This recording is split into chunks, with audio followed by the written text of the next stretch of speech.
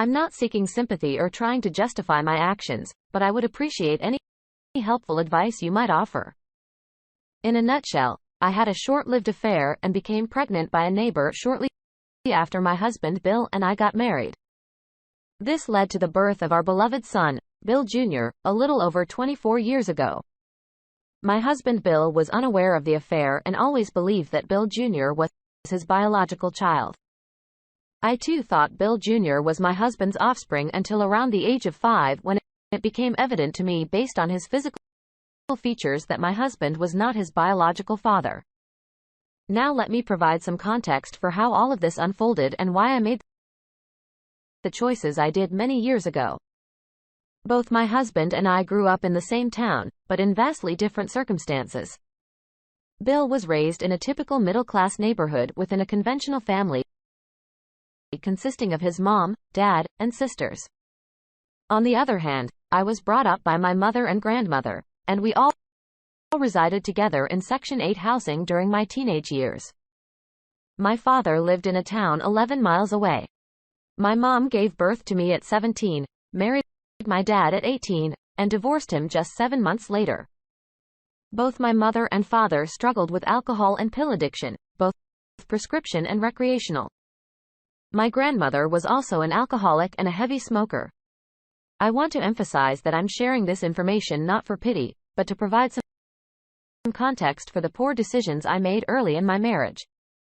Following my parents' divorce, I saw my dad only 2-3 times a year, usually on my birthday, at Christmas, and perhaps once or twice in between. I knew he loved me, but he lacked the mental capacity and financial stability to care for me due to his pills addiction. After the divorce, my mom and I moved in with my maternal grandmother, and I continued living with them until I married Bill. Over the next 15 years, we relocated a total of 11 times due to either not paying rent or facing eviction. On several occasions, we moved hastily in the middle of the night, leaving the landlord with months of unpaid rent. Just when I began to feel comfortable in our home and had established friendships, we'd uproot and move to a new place, forcing me to start all over again. It was a stressful experience. Both my mom and grandma also changed jobs frequently, sometimes even multiple times in a single year. They worked various minimum wage jobs until they grew tired of the work or were let go. They both engaged in theft from the companies they worked for, and had a history of shoplifting, resulting in multiple petty theft charges over the years. My grandmother became a mother at the age of 16 and never married. Throughout the years, both my mom and grandma had numerous boyfriends, including several one-night stands. Their longest relationships never lasted more than a few months. I want to emphasize that I was never left on my own. They always ensured I had food, clean clothes, and a comfortable bed. However, my upbringing followed a non-traditional path. The environment I grew up in was not conducive to healthy development. And as a result, I found myself falling into the same patterns. During high school, I had 7 boyfriends, one of whom I became pregnant by. Although I wanted to keep the baby, my mom and grandma convinced me to have a termination just as they had done in their teenage years. It's a decision I still regret to this day. Let me introduce you to the wonderful man who entered my life, Bill. He was truly my knight in shining armor. I met Bill while I was working at an ice cream stand in our town. One day, he walked up to the window and asked for my recommendation. We had a brief conversation. And within just 5 minutes of meeting each other, he had the courage to invite me on a date. I was 17 years old at the time, and Bill was 21. Despite our differences, Bill and I immediately connected. Bill was in the last month of his college studies, about to graduate, while I was in my final month of high school. He was an outstanding student. And despite my challenging background, I maintained a respectable academic record with an AB average. We began our relationship as friends for the first 3 months, and we didn't share our first kiss until my 18th birthday. That night holds a special place in my heart. Bill took me out to dinner on one of those old paddle wheel boats that cruise the river. After our meal, as we stood on the deck admiring the beautiful scenery, he tenderly hugged and kissed me. He expressed his love and I reciprocated by telling him that I loved him too. Following that magical night, our love story took off like a rocket. Bill graduated and secured a job in the largest city in our state. He didn't want to leave me alone in an unfamiliar place, so he asked me to move in with him. We spent 4 months living together, and then on a spontaneous impulse, we decided to get married at the Justice of the Peace Office. You might be wondering if Bill was aware of my past, and the answer is yes. He knew everything. Our parents were unaware of our relationship. And when we eventually shared the news, my mom, dad, and grandma were thrilled for us. In contrast, Bill's parents were quite upset. While they were fine with Bill dating me, they strongly opposed our marriage due to my high school reputation and my family's history with pills. Fortunately, Bill's love for me overshadowed these concerns, and we embarked on our married life together. Bill promptly purchased a modest house for us in an emerging yuppie neighborhood within the city. He received the down payment from his parents and secured a loan with a high rate to cover the rest. Making ends meet was a challenge, and our home was sparsely furnished for quite some time. Bill was working long hours to establish his career, leaving me alone in this unfamiliar city. To stay occupied and meet people in the neighborhood, I decided to find a job at a nearby frozen yogurt stand within walking distance from our house. It turned out to be a great way to get out of the house and connect with friendly locals. This is where I had the pleasure of meeting our neighbors, who we'll call Cheryl and Charles. They were in their early 40s, with Charles working as a truck driver and Cheryl as a homemaker. They had 5 children and treated themselves to a visit to the yogurt shop once a week as a special treat. In our neighborhood of yuppies, they were the only family who didn't quite fit that mold, reminding me more of the people I was accustomed to. As we got to know each other, I often spent hours chatting with them on their porch. They were incredibly kind and became my surrogate family, especially since Bill was often tied up with work. Let me be direct about this. One week, while Cheryl was in the hospital for surgery and my husband, Bill, was away at a work convention, Charles spotted me after my 10-hour shift at the yogurt stand. He suggested grabbing a meal at a local fast food place, and feeling utterly exhausted, accepted his invitation. After our meal, we returned to our street and I mentioned leaking shower faucet at home that I couldn't manage to turn off. He offered to help and he did manage to fix it. Afterward, we sat on the couch and talked. That night, things escalated, and we ended up having a sexual encounter. He left at 2 a.m. to avoid being seen by our neighbors. The following night, he discreetly came over again after midnight and stayed until the morning. After our second encounter, overwhelming guilt consumed me, and we both mutually agreed to end the affair and never speak of it again. When I reflect on those days now, it feels peculiar. I can't explain why I did it. I wasn't attracted to Charles in the slightest. He wasn't good-looking, well-built, or well-dressed. He was short, dressed casually, and wasn't wealthy. I think we connected because he reminded me of my dad. Following this, I wholeheartedly recommitted myself to my husband Bill, and sought forgiveness from God for my actions. I made a promise to God that I would spend the rest of my life making amends to my husband, which I have done. When Bill returned from his trip, we resumed our married life just as it was before. However, I became even more attentive and loving than ever before. 6 weeks later, I discovered I was pregnant. I did acknowledge a slight possibility that child might not be Bill's, but I believed it was highly unlikely because Bill and I had spent nearly every day together, often multiple times a day. The only exceptions were the 3 days he was out of town. My involvement with Charles was limited to those 2 nights, and both times he withdrew before anything happened. I didn't have any further contact with Charles or Cheryl. In fact, I never saw them again because a week later, they abruptly moved out of their house during the night without saying farewell to anyone in the neighborhood. It turned out that their home was facing foreclosure, but they had kept it a secret from everyone. Choosing to move out before being evicted, this unexpected departure surprised all the neighbors. My pregnancy became extremely complicated, and I had to remain bedridden for the final 2 months. My husband took exceptional care of me, deepening my love for him if that was even possible. At the age of 19, I gave birth to our son, and we named him Bill Jr.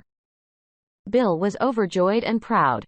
For the initial few years, I believed Bill Jr. was Bill Child, but around the age of 5 it became apparent that he wasn't.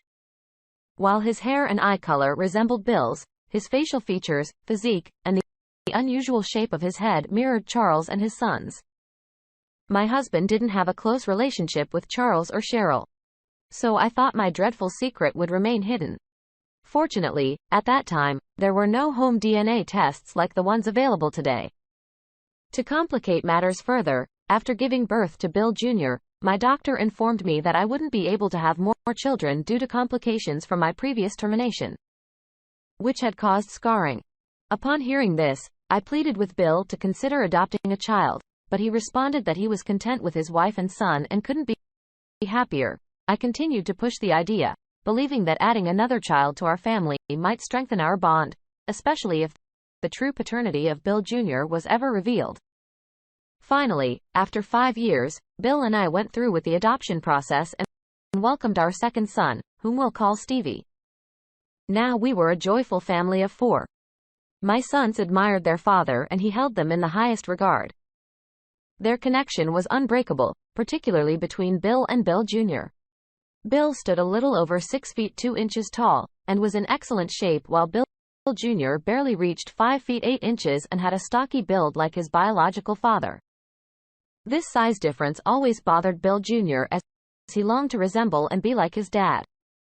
But no matter how hard he tried, he couldn't match Bill's physical, academic, or athletic prowess. However, Bill didn't mind this at all. He consistently reassured Bill Jr. that he was exceptional and encouraged him to forge his own path. He would often say, "Bill, don't strive to be like me. Be your own person and discover something you're passionate about." He consistently built up his self-esteem and told him how unique he was. Eventually, Bill Jr. found his calling in trade school where he pursued plumbing. He's currently in a well-paying job earning a good income. He's married and has a newborn son. Bill, my husband, was his best man at the wedding, and he named his son after Bill, making him Bill III. It seems like he has a stronger attachment to his father than to his wife or me. This context makes what unfolded next even more challenging. Bill Jr. and his family live about an hour away, but one day unexpectedly, he appeared at my doorstep during the day. I sensed that something was amiss, so I invited him in, and we started talking. He calmly revealed that he had been contacted by a man who claimed to be his brother. A revelation that shocked me to my core. The man, along with his siblings, had conducted one of those home DNA tests, which indicated that they had a half-brother. They managed to trace him down through online searches. And upon meeting, they handed him a copy of the test results to validate the accuracy of this revelation. Bill Jr. decided to take an ancestry test himself, which confirmed the same information. After sharing this shocking news and showing me the test results, he began to cry, questioning how I could keep such a secret from him and his father. In response, I could only apologize, explaining that I had concealed the truth because I didn't want to cause them pain. I was in a state of shock at this point and couldn't cry. My primary concern was comforting my son. After a few minutes of tears, he looked at me with intense anger in his eyes and declared, "You are a wicked person." I countered, asserting that I wasn't evil and that it didn't matter who his biological father was because Bill had been and would always be his father. However, Bill Jr. replied firmly, "Yes, Bill is my father, but effective immediately. You are no longer my mother." With that, he abruptly left, storming out. I gave him a call and he picked up. I pleaded with him to return so we could talk, but he refused. Then I uttered, "We need to inform your dad." In response, he erupted, explaining, "Don't you even think about telling my dad anything, you wicked woman? Don't you dare." I reasoned, saying, "Honey, we have no choice. We can't keep this secret now that you know." He shouted at me, insisting that I stay silent, and abruptly hung up. I attempted to reach out to him via calls and texts, but all he sent back was, "Do not say anything to my father and do not come to my home." It was at that moment that I emotionally broke down. That evening, Bill didn't return home. He simply sent me a text at 7:09 p.m. stating, "I will not be home. I'm spending the night with my son." I knew then that he was aware. I decided not to add any more stress to the situation, so I left them be and spent the entire night crying, unable to sleep a wink. At 6:20 a.m., Bill entered the house and came into the bedroom while I was lying there. He sat on the bed next to me and asked me to confess everything. In less than 10 minutes, I spilled the little there was to tell, emphasizing that it had happened only twice, meant nothing, and occurred over 25 years ago. I just kept repeating my apologies and professing my love for him. He remained motionless and simply stated, "I will file for divorce and will reside at Bill Jr.'s place until it's finalized."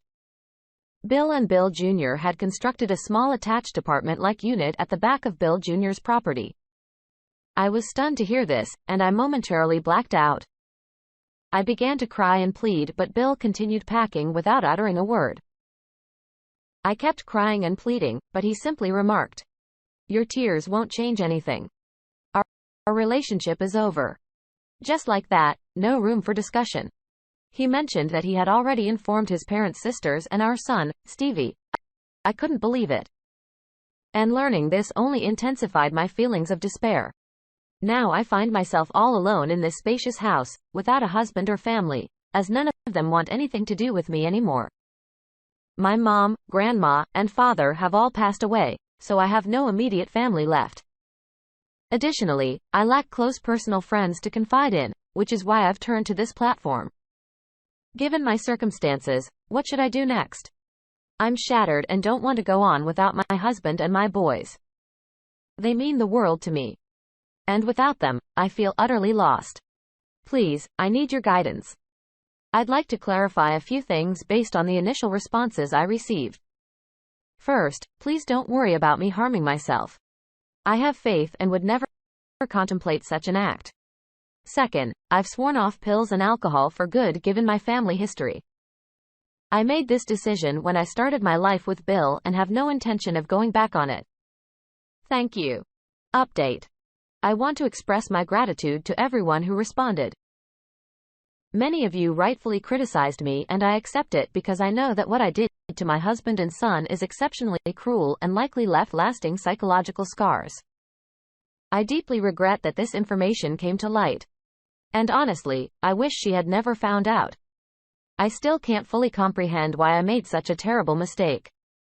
It's not an excuse, but back then, I was young and foolish, heavily influenced by my upbringing with my mom and grandma. I now understand that I should have immediately confessed my affair to my husband, especially when it became evident that Bill Jr. wasn't his child. It was purely selfish of me, because I didn't want to lose my family.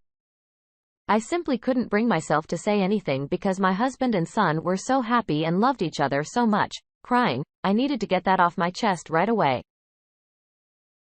So where do things stand now? My husband and I are living separately and haven't spoken since my last update. He's still residing in Bill Jr.'s garage apartment and has initiated divorce proceedings. I've only exchanged a couple of texts with Bill. Bill Jr. holds strong resentment towards me.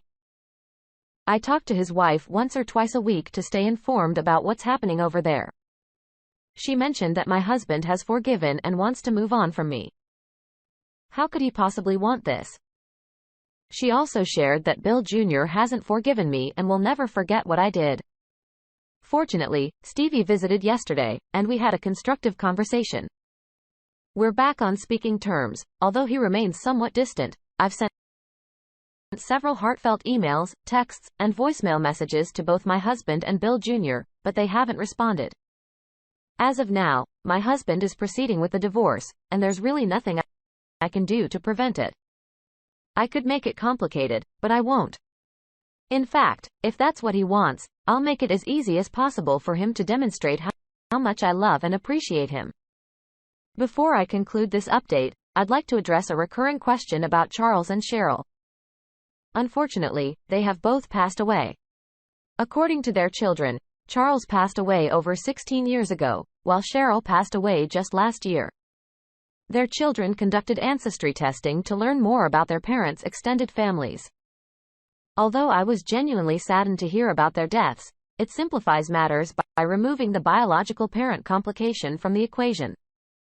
This should make things somewhat easier for both Bill Jr. and Bill. I hope they are both resting in peace in a better place. And I also hope that Cheryl can one day forgive me for the brief mistake I made with her husband all those years ago when I was 18 years old. The second frequently asked question is whether Charles knew about Bill Jr. The answer is no. As I mentioned in my initial post, they moved away shortly after I found out I was pregnant, and I never had any contact with them afterward. Additionally, remember that I believed Bill Jr. was actually Bill's son until he was around 5 years old. That's all I have for now. Thank you for the numerous responses to my story. Final update. After more than 2 years, I thought I would return here to provide an update on my life story in case anyone is still interested. Since all the lockdown began, like I'm sure many of you have experienced, I've been spending most of my time online. Let me start by giving you an update on my relationship with Bill. We are now officially divorced, and this happened in December 2017.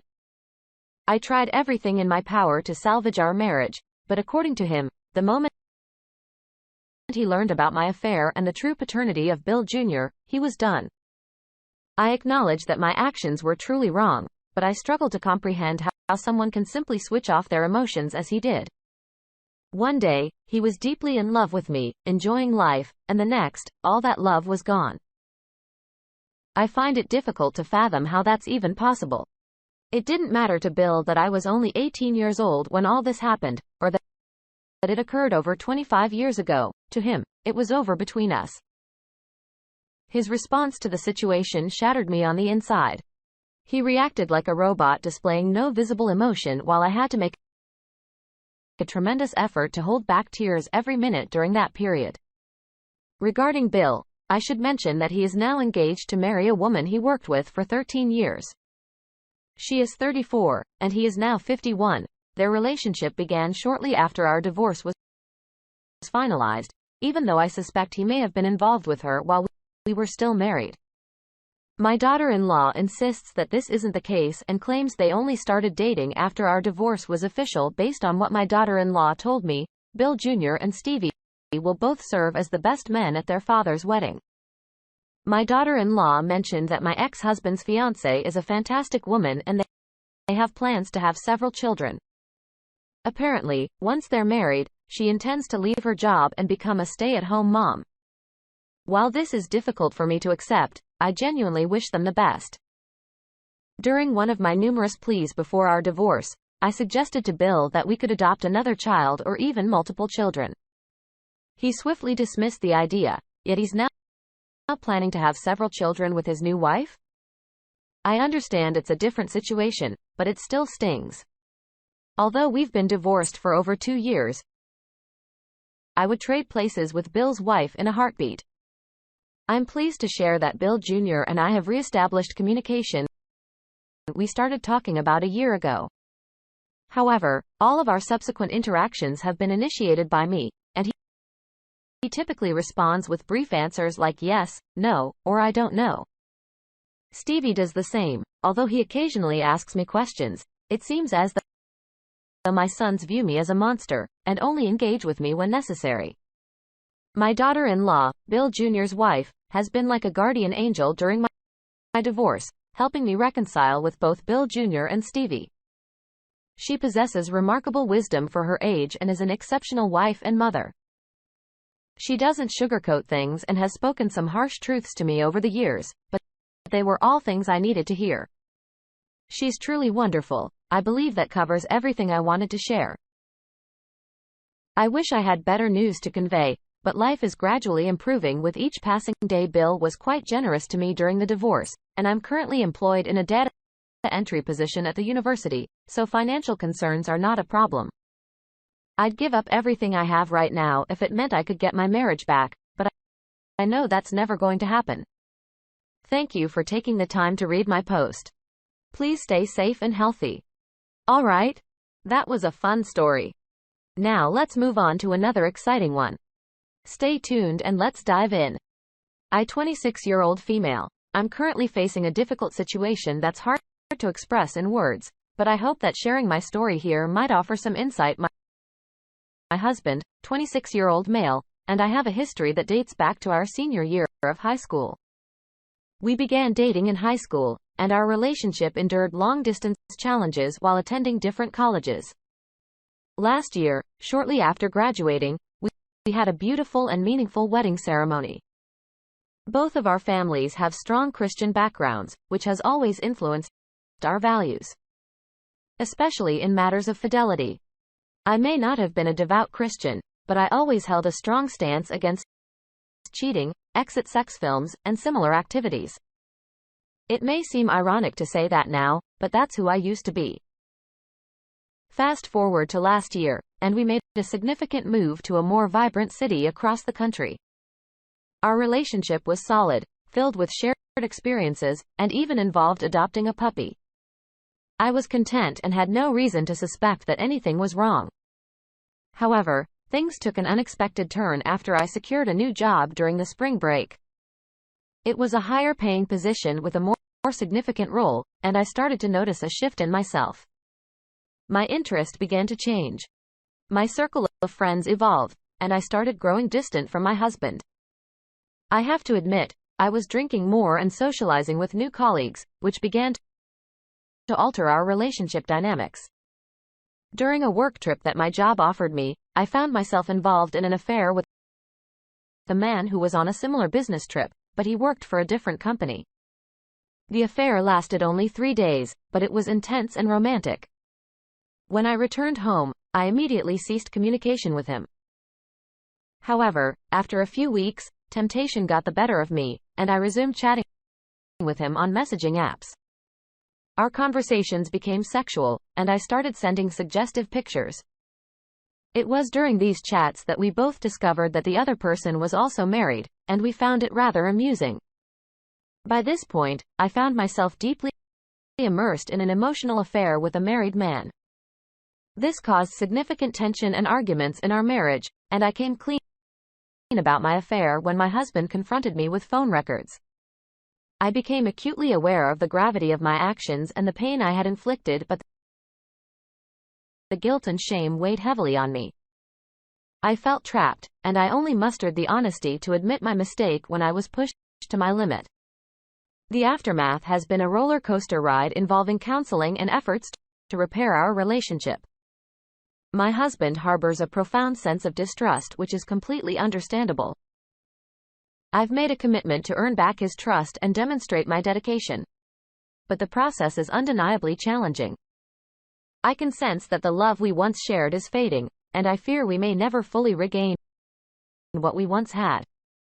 I sincerely apologize for the pain I've caused, and am wholeheartedly dedicated to making amends. It's a tough journey as I grapple with my own guilt while attempting to rebuild the bond that once seemed unbreakable.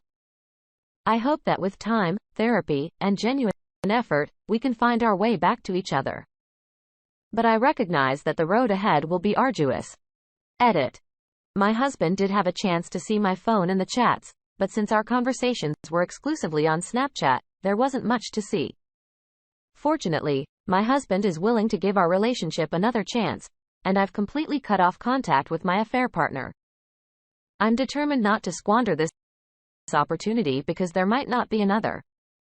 Edit 2. My husband is unaware of the physical aspect of my affair, and I haven't volunteered that information either. Update. Life has certainly thrown me a curveball since my last post. I couldn't have foreseen the tumultuous ride that awaited me. After confessing my emotional affair and working on rebuilding trust with my husband, it seemed like we were on a positive path. We were both committed to therapy, open communication, and giving our relationship a second chance. However, recent events have left me in shock and questioning the person I thought I knew. My trust and respect have been shattered. Somehow, my husband managed to track down my affair partner on social media and pressured him into confessing to the physical aspect of our affair, threatening to reveal it to his wife. I was utterly surprised when my affair partner alerted me to what my husband had done. I had never imagined he would resort to such tactics to uncover the truth, as I believed he trusted my version of events. I may not have the right to feel this way, but the realization that he contacted this man and essentially coerced a confession from him left me feeling violated. The aftermath of this revelation has been as difficult as one might imagine. My husband's reaction was explosive. He yelled at me, used hurtful words, and expressed an anger I had never seen before. He left the house and hasn't returned for 2 days now. I'm grappling with mixed emotions. On one hand, I understand the pain and suffering I caused him, and I admit that my actions were wrong. On the other hand, I'm struggling to accept the extreme measures he took to uncover the truth. It's a heavy burden to bear as I question the boundaries and respect within our relationship. I never expected our path to healing would take such a chaotic turn. I had hoped that by admitting my mistakes and working together, we could salvage our relationship. But now, I'm wondering if our relationship can weather this storm that has erupted. I find myself at a crossroads, a far cry from the hopefulness I felt just a few days ago. It's been slightly over a month since the events that unfolded after my previous post. As I mentioned in my last update, my husband left our home in a fit of anger. A few days later, he returned and insisted that I leave instead. He argued that since I had damaged our relationship, I should be the one to go, not him. During our heated exchange, hurtful words were exchanged. And although I had no right to retaliate, I couldn't help myself in the heat of the moment. Consequently, I've left the house and sought refuge at my sister's place. The world I once knew has crumbled around me, and being away from our shared home has been emotionally devastating. To compound matters, my husband wasted no time in sharing our personal issues with friends, family, and acquaintances. The support he received was overwhelming, leaving me feeling like the villain in the story. I've been grappling with a bewildering mix of emotions, oscillating between feeling like a complete outcast and trying to avoid the rumors that have likely spread like wildfire. I've even had anxiety about my workplace getting wind of this drama, adding an extra layer of stress to an already messy situation. To top it off, our first wedding anniversary recently passed. Guess what arrived in the mail? Divorce papers. It seems the universe has a peculiar sense of timing. This news hit me like a freight train, serving as a stark reminder that the life I once envisioned has officially derailed. So here I am, typing away from my sister's couch, surrounded by a cocktail of heartache and a touch of relief that I have a place to stay. I won't sugarcoat it. It's been an excruciating journey. I'm attempting to come to terms with everything, grappling with feelings of remorse, guilt, and a deep sense of emptiness. Life has thrown me a curveball, and I'm simply striving to regain my balance amid this turmoil. Perhaps in the future, I'll discover a path to forgive myself for the tango situation I ended up in. And who knows?